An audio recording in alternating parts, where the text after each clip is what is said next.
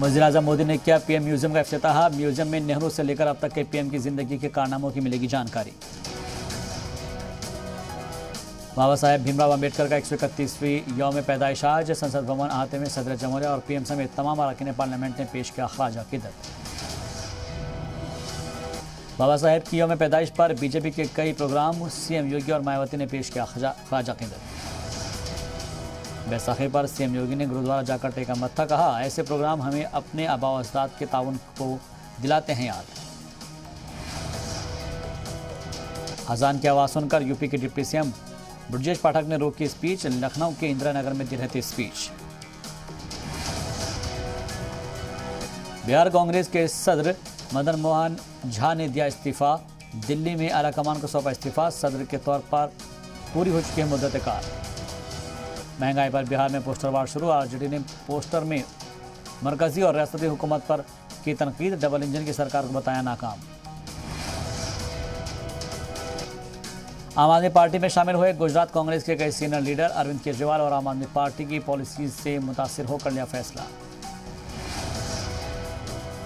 दिल्ली पर महंगाई का डबल अटैक। 2.5 रुपये फी किलो बढ़ी सीएनजी की कीमत। पीएनजी भी 4 रुपये 25 पैसे फी यूनिट बढ़ी।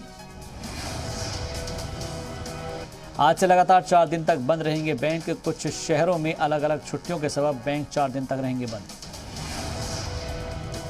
उर्दू सहाफत की दुनिया में जी सलाम फिर बना नाजरीन की पहली पसंद। 77.1% मार्केट शेयर के साथ जी सलाम की बादशाहत बरकरार। जी सलाम को नंबर 1 बनाने के लिए नाजरीन का शुक्रिया।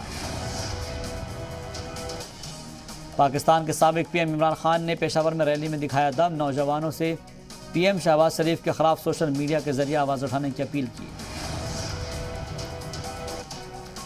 पेशावर रैली में इमरान खान ने कहा, शरीफ सरकार न्यूक्लियर प्रोग्राम की हिफाजत नहीं कर सकती। शहबाज सरकार मंजूर नहीं। इलेक्शन के ऐलान तक सड़कों पर लड़ेंगे लड़ाई। पाकिस्तान के साबिक पीएम इमरान खान ने फवाद चौधरी को पीटीआई यानी पाकिस्तान तहरीक इंसाफ पार्टी का मीडिया हेड बनाया। पाकिस्तान के साबिक वजीर दाखिला शेख रशीद का कबूलनामा। कहा, पाकिस्तानी आर्मी और इमरान खान के बीच थे हालात कशीदा। शहबाज शरीफ की नई कैबिनेट के ऐलान में ताखीर। नई कैबिनेट में बिलावल भुट्टो को मिल सकती है बड़ी जिम्मेदारी। रूस और यूक्रेन के बीच जंग का आज 50वां दिन। यूक्रेन के कई शहरों पर हमला जारी। रूस की धमकी, अगर रूस एग्रेसिव होता रहेगा तो कीव कमांड सेंटर्स को बनाएंगे निशाना। मारियोपोल पर कब्जे के लिए रूस और यूक्रेन के बीच जंग हुई और तेज। रूस का दावा, यूक्रेन के करीब 1000 फौजियों ने किया सरेंडर। रूस का दावा, मारियोपोल में 36वीं मरीन ब्रिगेड के फौजियों ने किया सरेंडर। सरेंडर करने वाले फौजियों में 162 अफसरान।